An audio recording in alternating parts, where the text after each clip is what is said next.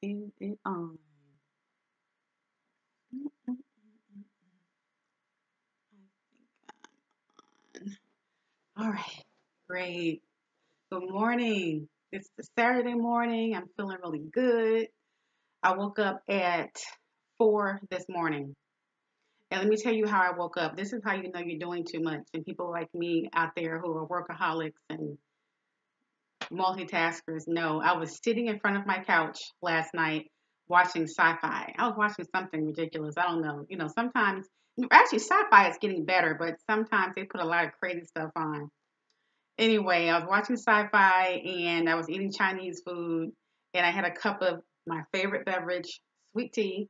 And I put the sweet tea, like I kind of cradled it right in between the cushion and my hip. And I don't know what happened. I fell asleep. The food was on my lap. I didn't even eat it. The glass of tea was on my lap. And I woke up this morning. I felt something cold, make my thigh wet.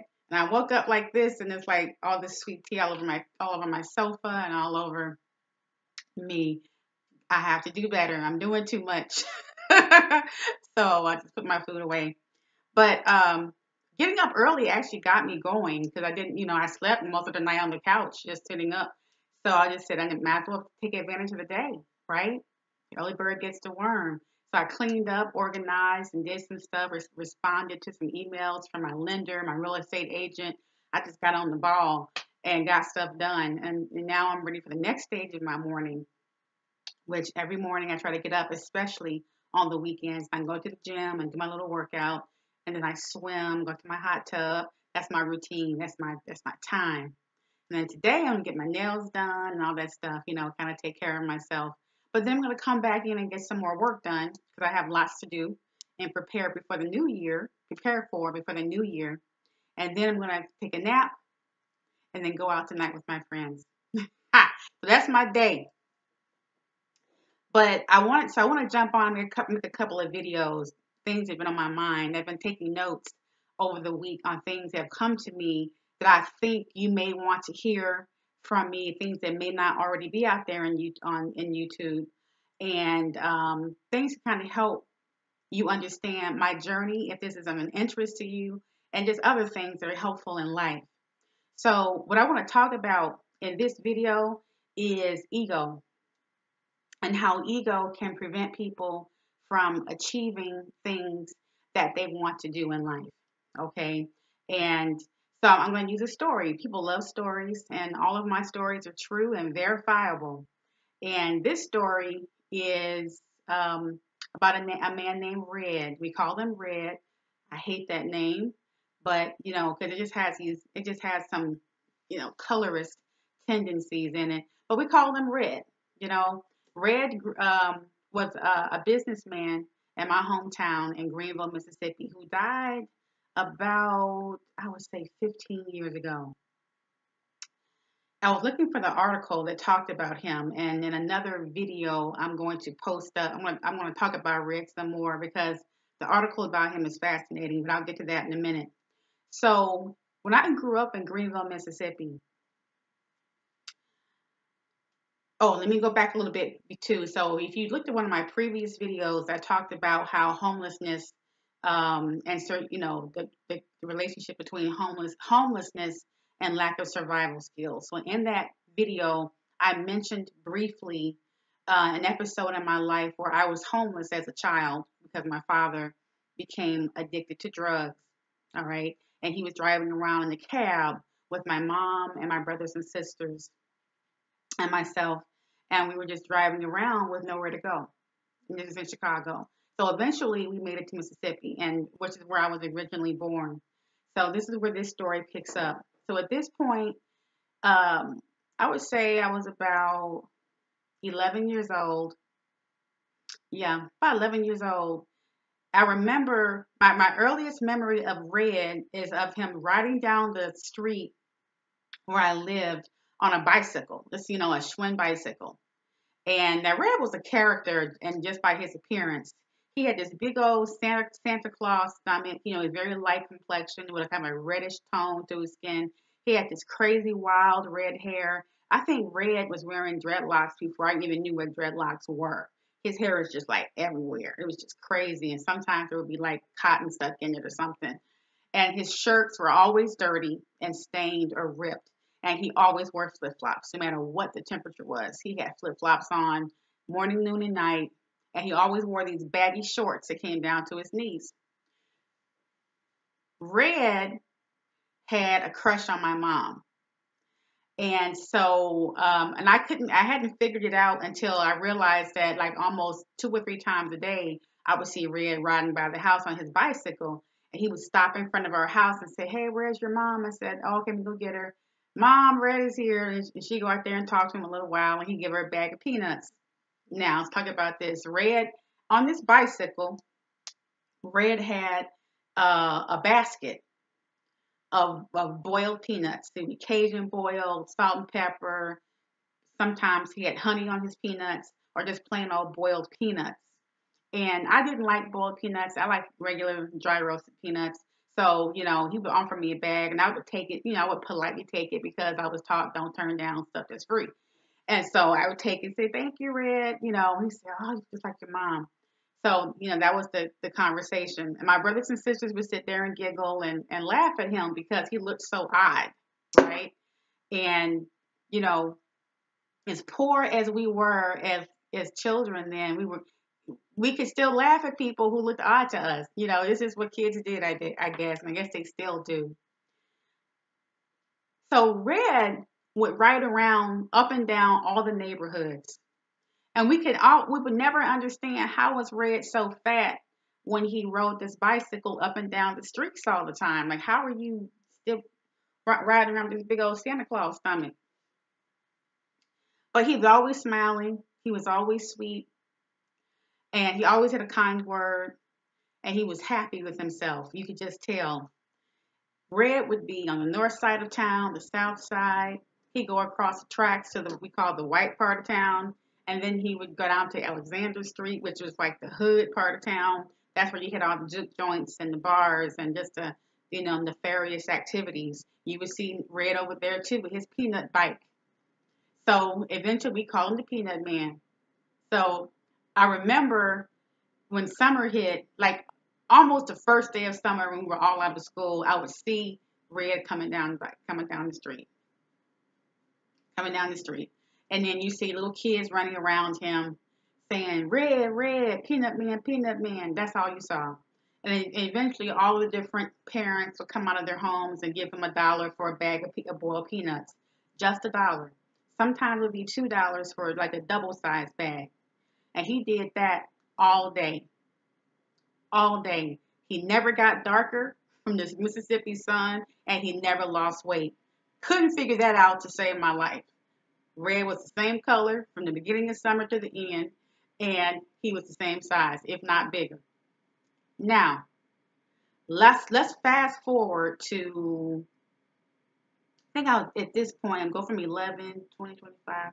Yeah, I say when I was 35 years old, there was an article in the newspaper about the secret millionaires in our hometown of Greenville, Mississippi. And who was featured in that article but Red, along with some other people that we didn't even know? It was Red.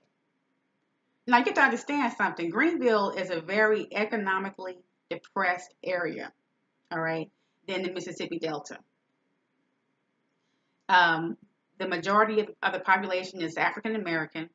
And now, even now, it's a growing Mexican population, and of course we have our, some Indian, some Pakistani, and about, I say about 35-40% white, but mostly African American, and it's considered an impoverished area. My area was the area where Obama came, and he was disturbed at the water because the water was brown coming out the pipe or green, but they didn't consider it a health hazard because they said it's just minerals and stuff from the delta. I think that's why we have the kind of skin that we have because of that water. My mom died without a line on her face. I don't know what that's about, My grandmother didn't start getting lines until she turned 80.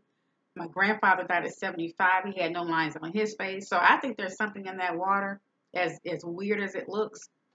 There's no lead in it, so we're okay. But it's one of those areas where the government throws lots of grants and things too, and that's where I grew up.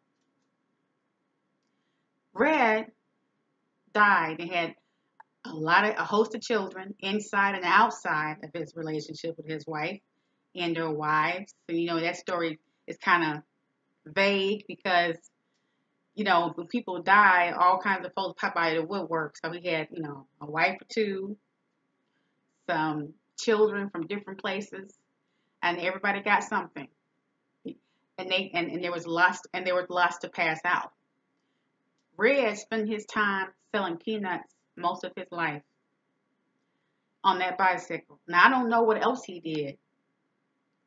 I just know what he visibly did was that he sold peanuts.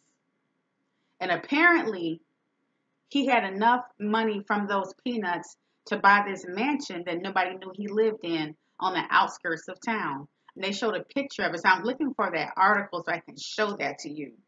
And because I only know him as Red, my mom has passed away. I don't know his real name.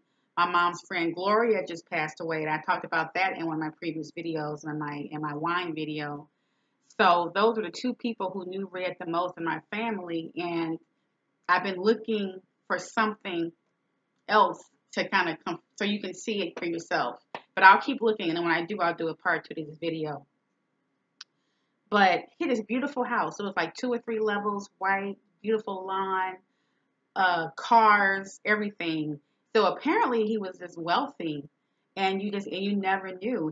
We just knew him as the Peanut Man with his big old stomach and his crazy hair on a bicycle, wearing flip flops. I learned from that. That took my breath away.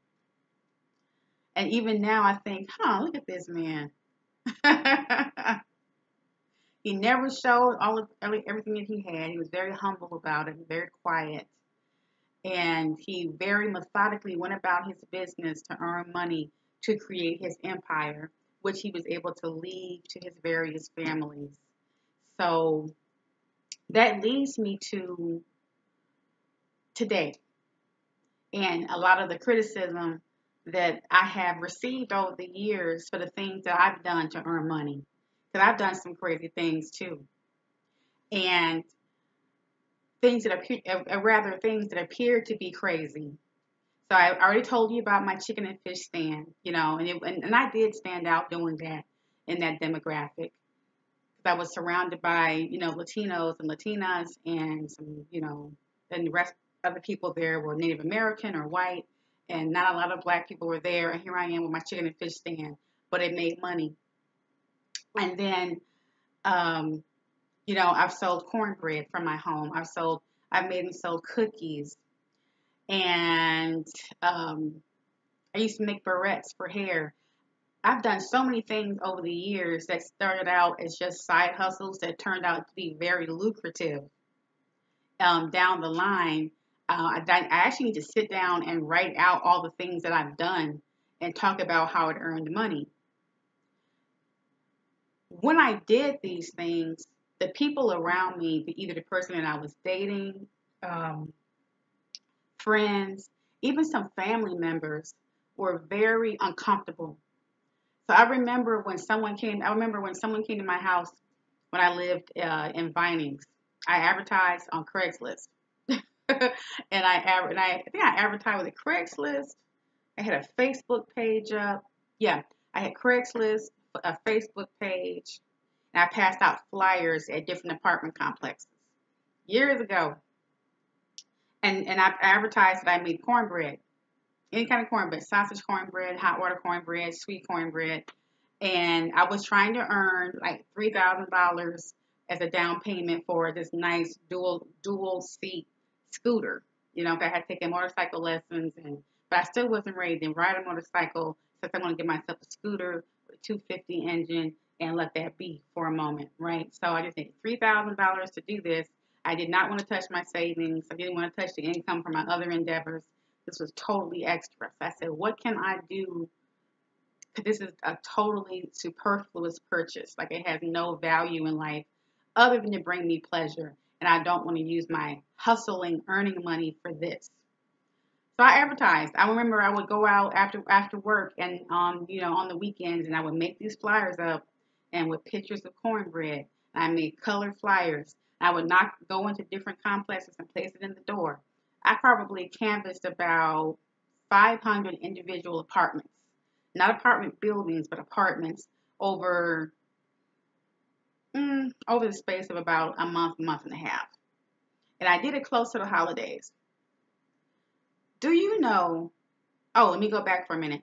So I advertised this big pan of cornbread about that thick. Hope you can see my hands. About that thick and that long. And I advertised that I would make that cornbread for you. Nothing in it. Sweet cornbread or plain cornbread for $6 for the pan. $6, which I think now is really cheap. But I purchased all of my ingredients from Costco. So I was, doing this whole, I had kind of wholesale prices. So actually, that one pan of cornbread probably cost me 25 cents to make. When you think about all the pans of cornbread that I made. So in doing that, it caught the attention of two different people who actually worked in a company and were planning their company's Christmas parties. So I ended up like making several pans of cornbread for a couple of companies. I ended up making some cornbread for some school functions and individuals. Now keep in mind, I didn't have a license. I didn't have Safe Serve, which is what's necessary here in Georgia, certification. I had my home kitchen. I just advertised that stuff. I just did it because I needed to make some money. Now I made sure my kitchen was clean and things kept at the right temperature, so I knew what to do in that respect. And I made sure I packaged it, but it still was pretty much just some kind of, guerrilla level hustle money that I was earning here because I just needed to earn some money real quick. I wasn't about to go down to the county and do all that stuff. Now,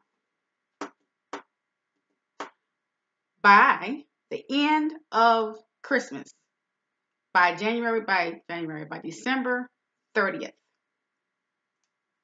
I had earned, just guess how much I earned. Guess how much I earned? $15,000 gross. After I took out all the costs from my ingredients, my gas, my packaging, my advertising, my printing costs, all those things came out. I netted $11,500. $11,500 of money, and I only needed $3,000. That's all I needed. My dad was like, "What are you doing? You don't have to do that. Just use your money. Why are you doing that?" One of my sisters thought I was weird for doing that. The man I was dating at the time was like, "What are you doing? This is crazy." I had people kind of snicker at me when I would walk up to a house and hand them their cornbread. Like there were just people like, "Oh, here she comes in her car and she's selling cornbread," and I would pull up and give the cornbread and get my little $6 or 12 if they purchased two. So I did this because I had this goal in mind. But I managed to purchase my two seater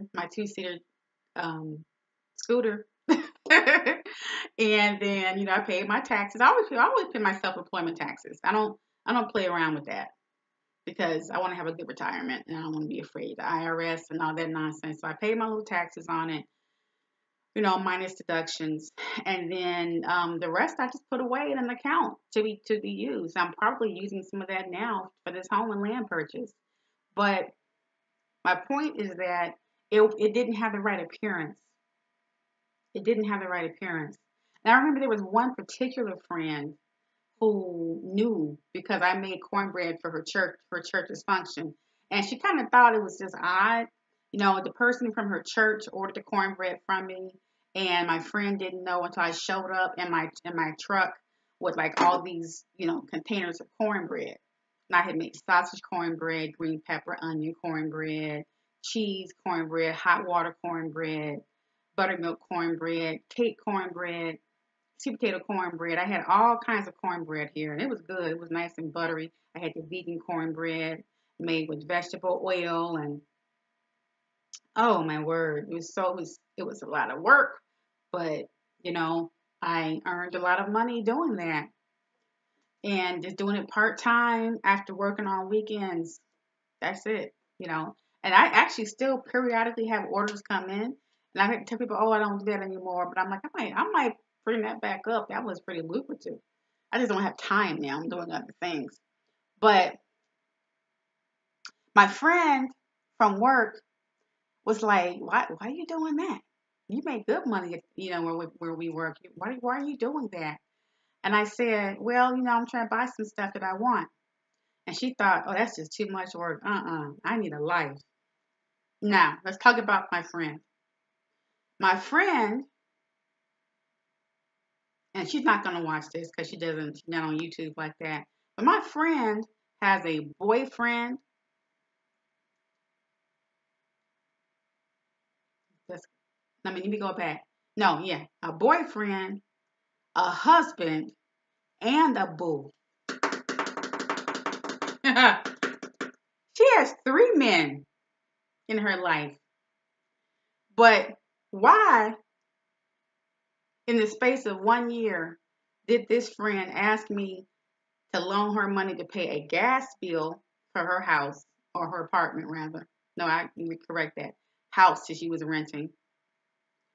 A cell phone bill, and then just randomness on three separate occasions with three men in your life. A husband, a boyfriend, and a boo. The husband, I don't know what his purpose was because he didn't pay any bills. The boyfriend was married and would buy her things. And then he had a boo over here that down the street. I don't know what that's about. All of this stuff going on, but you're asking me for money. So, and now you're laughing at me. And so I know this about her, and I looked at her, and I had so many things to say at the tip of my tongue, but I've learned how to just be quiet and just let life be the clapback. All right. That's the best way to do things sometimes. Just let life be the clapback.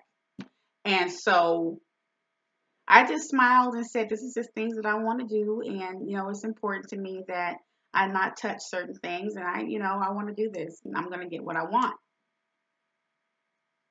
Had another friend who has a husband who works full time. She works full time. She lives in a mansion. Why on two separate occasions did she ask me to pay for her cable bill? Her 300 and something dollar cable bill? The first time she didn't tell her husband. The second time her husband said, don't ask Kenya for that. Don't ask her for that. But she did anyway. The first time I loaned it and had to ask for it back. I'll talk about that in a minute because I do ask my money back when I loan you out money. Second time, Second time I thought about it and I'm like, yeah, I have it. That's not the point. The point is, this is some frivolous stuff to ask me for. It's different if your light bill is about to get cut off, your children are hungry, somebody needs to get bailed out of jail. I'm all there for you 2 feet in. But because you chose to go get your hair done, get your nails done, put gas in the car of your BMW, and I'm driving a 9-year Nissan Xterra, we all make decisions about how we're going to earn, how we're going to spend our money.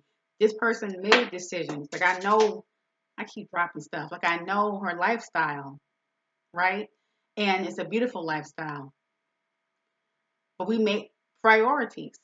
And so I said, I'm not going to loan the full amount this time. And I remember the first time I loaned, when I had to ask for it, because she was around going shopping and we had all gotten paid. I'm like, I know we all got paid. Where's my money? Don't go shopping yet. Give me my money back before you go shopping, please. Because you didn't say give me, you said loan. And I want you to honor that. That's important for me. So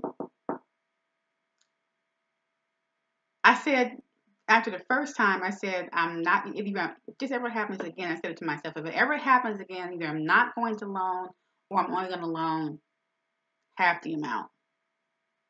So she came back a second time, I said, I can give you half. Second loan you have.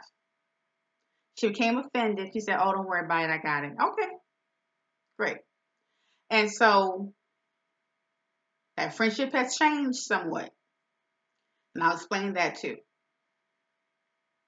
Now let's go back to this whole lending situation. I read YouTube comments from other videos when the issue of lending comes up. And because I've always been someone that has been the one to lend, I have particular feelings about how this whole lending thing works. I don't like it. I don't like it. Particularly because I've never asked for loans. But that's neither here nor there because some folks are in a position to do that. I think a loan should be something that is a last ditch thing you do when you are literally about to be evicted from a house, or someone is sick and ill and they need medication, and life is throwing you some curveballs and you just can't do anymore. You've done all you can do and I need the help of my support team. That's what loans should be for. And really it shouldn't even be a loan. I'll just give it to you. And I've given away thousands of dollars. I mean giving them away knowing it wasn't going to come back. But this particular type of thing that's going on now, this lending people do in such a cavalier manner, especially here in this Atlanta area. Like it's such a normalized behavior that people have terms for it now. Like, hey, let me hold something. Let me hold a few dollars. What do you mean hold what? What is that? What is that? I'm not the Bank of Kenya. Hold what? Can I loan? My car broke down. I need to borrow some money. Okay, I get that. Your car broke down unexpectedly. You didn't expect you to get paid on this week. Fine. I expect you to show up at my door. Hey, Kenya, I want to give you money back. Thank you. That is like a quality person. But this stuff I got going on that we have going on around here, this just taking people's money with no intention of paying it back. Like you're using the word lend, knowing you're not going to pay it back because we're friends and you're not going to ask me because, friends don't do that. And I'll get you in the future and you got me now. No, I don't like that. I don't like any of that because I work too hard. I work too hard. I do overtime in my job. I come home, I'm doing some other little hustle or side thing. I have a real business in addition to these hustles. No, no, I made some sacrifices. I don't go out as much as other people, right? I've sacrificed a lot of things to be financially comfortable. And it's just hard when you have a husband who works full time and you have your priorities and what you just spend your money on to come and ask me for anything, and I'm going to want it back. I'm going to want it back. So this whole thing about borrowing money from people and like not paying it back or borrowing at all rather than figure out how to make it work or to go without, I have a problem with. I'm not saying that my opinion is right or wrong. I just know how I feel. When I know your lifestyle and I know that, you know, your hair is always, as they say, on fleek. Your nails are always done. You always have the latest pair of shoes, the latest purse, $1,000 purse, which is ridiculous. Everything is like always like the best and the most. You cannot come to me and say, help me pay my gas bill. I'm going to say, sell that purse because your priorities are messed up right now. Your priorities are messed up. I'll go to that boyfriend or that boo. What's the husband for? What's his purpose in life? I don't understand any of that stuff. And it hasn't just been them. I've had male friends. I have a hard time giving money to a man because you can do so much more than I can do. I can just work in an office. I can do little office stuff. I can do little side hustles. You can do all of that. Plus, you can get out there with your body and you can use that manly bronze strength to do 100,000 times more things than I could ever think to do. And then to come as a man and ask you to pay anything rather than say, how am I going to figure this out? How am I going to problem solve my way out of this other than saying, give me something that you have no intention of paying back? I have a problem with that. And, you know, Like I said, we have these little terms we use in our community, and this other term is this term called free-hearted. Oh, she's so free-hearted. Oh, she's not. So I had someone who was constantly asking me for loans all the time, and I finally said no. Say to me, like a month later, how one of her friends is really free-hearted, never says no. It was a dig at me, and I made sure I just stayed away from that person because I don't do frenemies. Um, Free-hearted meaning whatever you want, here you go, just take it, here, just take it. But see, that term doesn't exist in a vacuum. It exists only in the context that someone who is a constant beggar and constantly in need has found someone to pimp for their money, and this person is giving it to you. And not that they're giving it to you freely, it's just that they don't know how to say no to you because you're an aggressive beggar. So you reward that fear, or what I would say, that cowardice to say no to you by calling them free hearted. Oh, she's free, and so you get an interpretation of being free and gentle. No, they're a fool. Money is hard to come by for a lot of people, and every time you give and hand something out, that's less interest that you're making in things that you're doing. You're giving money to somebody who's a constant drain rather than saving it for someone who might really need it. I had a child in my house for 5 days. I fed her, went and got her some clothes. um, I even put her in daycare for a couple of days to help my friend out because the family that she came from is just in a mess right now. They're literally in a mess. We got them some emergency housing, and go to my previous video about homelessness, and you can hear about how that story started.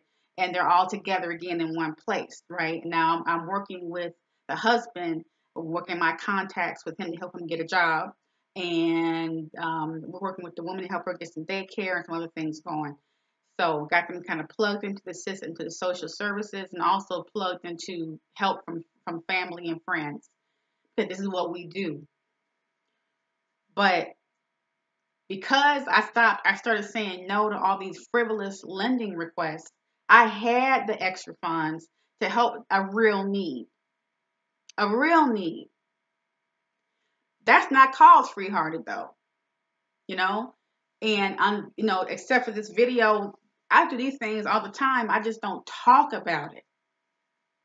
But the beggars amongst you, they're not aware of this. They're just sitting there trying to figure out who can I go get to today because I overextended myself or this happened.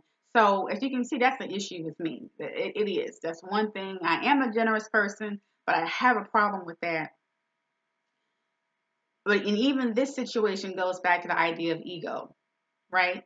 Um, you're too proud to go get a second job, or you're too cute, or you're too suave. But apparently your lifestyle, whatever it is, whether it's having kids or liking to go out to the club or the parties or travel, your lifestyle has overextended your ability to pay for it. And so you decide I'm going to tap into yours because you don't have any children. You seem to be doing well. I seem to be doing well. You know how hard I work to get the things that I'm trying to develop because I'm on my own doing this? And I work as hard as I do and save and invest because I'm planning against the future when I don't have this energy. One day I'm going to be old. God forbid I may be sickly. I'm going to need every dime I have in preparation for that. Whether or not I end up getting married again to a future husband, whether or not he's around, you need every dime you can to prepare and plan for the future for when you are not as able-bodied and strong and vigilant, right? Our minds aren't going to be as sharp. I'm going to try. I take my vitamins. I drink my mint, cucumber, and lime water every morning in the hopes of keeping my brain strong and my body cancer free. I don't smoke. I drink very rarely. So, we do what we can. But the biggest buffer against being impoverished is planning right now while you're strong enough and healthy enough to do so. And people who are constantly begging because their ego won't allow them to go do what you're doing to keep from begging you, their ego can have adverse consequences on your life. So now that I've had my little rant, I don't let those things bother me. And let me kind of soften my tone a little bit. Under certain circumstances, I don't mind lending, but I always expect it back. This whole thing with don't loan out more than you don't want back. No, I expect it back, and I don't. I don't loan out more than I can afford to lose. But I weigh out each person, and I weigh out their request. I had someone come and ask me for a loan to purchase a car. They wanted $5,000 towards the down payment to help bring their payment down for their car. I was shocked that they requested that from me. And I wasn't willing to, and I had it, but I don't have it to lose. But they really needed it. And they had a couple of kids and all this other stuff going on. And apparently I was the one to come to again. So I made a deal with that person. I said, I'll loan you the money, but I'm going to loan you the money through a third-party website.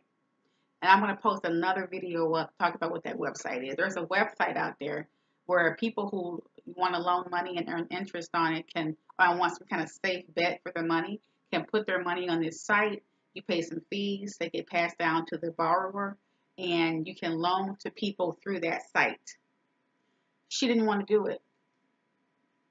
He said, "Oh no." I said, "Well, why not? You're gonna pay me back. I mean, if I have a contract laid out, you have to pay me back. Why can't you just do it on the website?" "No, I don't want to do that." "Oh, I can't help you then. Can't help you." So that tells me she had no intention of paying it back. And but at this stage in life where I'm getting older and I can't bounce back as quickly from financial setbacks, I just can't. I can't do that. Not for something like that. So,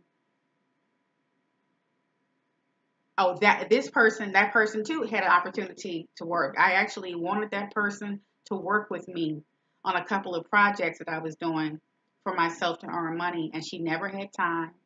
She was always busy, always had an excuse. So when I show you that I'm trying to help you, when I'm giving you the way to catch that fish rather than just giving you the fish, and you just keep taking, then I don't feel bad. I don't mind saying no. Another case in point. One of my male cousins came to me and said, cuz, I'm just broke. Oh, I'm broke all the time. Now, this cousin is always asking his grandmother, my cousin, for money to help pay a light bill, a gas bill, food, put gas in his car. Always asking for help. He has a wife who refuses to work and 2 children and teenage children. All right? The wife is like, "No, my job is to stay at home and take care of the home. You go out there and work." Okay. I don't think y'all have it like that, but okay. So this man works 2 jobs only has 8 hours of his day to sleep, take a bath, and dress and eat.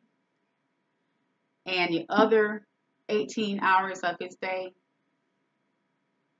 16 hours of his day, the other 16 hours of his day are working 2 jobs. One in maintenance and the other one just doing security. And while he's doing security, his wife sits in the car and watches him work. I know, crazy as I don't know what. All right. So I'm sitting back watching this nonsense. Last time I saw him, he was pretty much asking me to help give him a loan. Can you help? I'm just broke. I just don't have enough. Christmas is coming up. And I didn't have any mercy for him. I didn't care because too many times I've watched him pass up opportunities. Well, one of my contacts is a contractor. All right. And they need help. They actually have their own franchise as a general contractor. And they can't find enough men who want to be paid to train under him to get their CDL license, drive one of his trucks, and learn a valuable skill which will keep this person employed and sought after for the rest of his life. Everything. Plumbing, electrical, carpentry, HVAC, everything. Willing to train this person. So my friend came to me and said, Kenya, you come in contact with a lot of people. Is there anybody that you could refer to me? And I said, I think I do. So I called, I talked him up. I called my cousin up. I said, hey, cousin, here's a great opportunity for you. He needs somebody right away. Do you know my cousin came up with all kinds of excuses about, oh, I'm not handy. I don't know how to do that. I can't build anything. I can't fix anything. Oh, I don't know. I don't have a CDL. And I'm listening to him just talk himself out of this primo opportunity. I said, but he'll train you. He'll pay you and he'll train you. And eventually you'll have a chance to have your own business. He will mentor you. He's looking for people to work. I said, take this number and call him. And call me back after you speak to him. Never heard from him. So I called my friend up. I said, did my cousin call you? He said, yeah, I did, but I don't think he wants to work. He said, Kenya, I don't understand what it is. He said, I can't get these men to work. And I called my cousin and blessed him out. I said, what's wrong with you? I said, don't you ever ask me for a dime. Don't hint for a dime. Don't tell me how broke you are. I don't want to hear it. It will fall on deaf ears. What is wrong with you? You have a wife. She refused to make work. She refuses to work.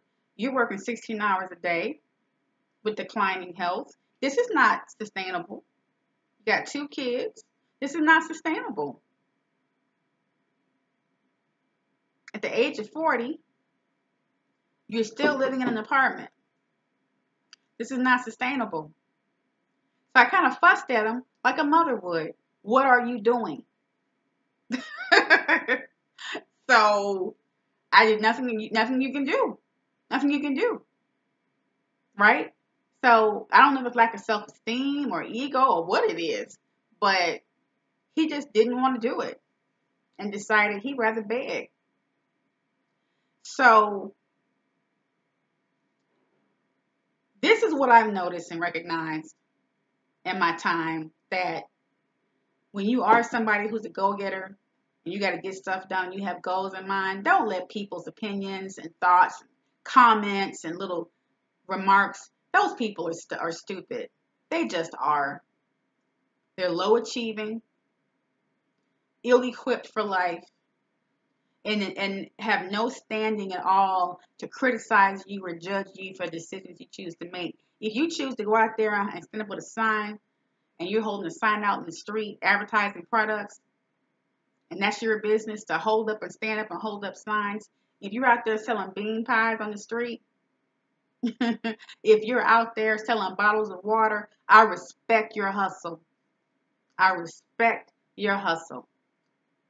Because that's just a stepping stone to the next thing.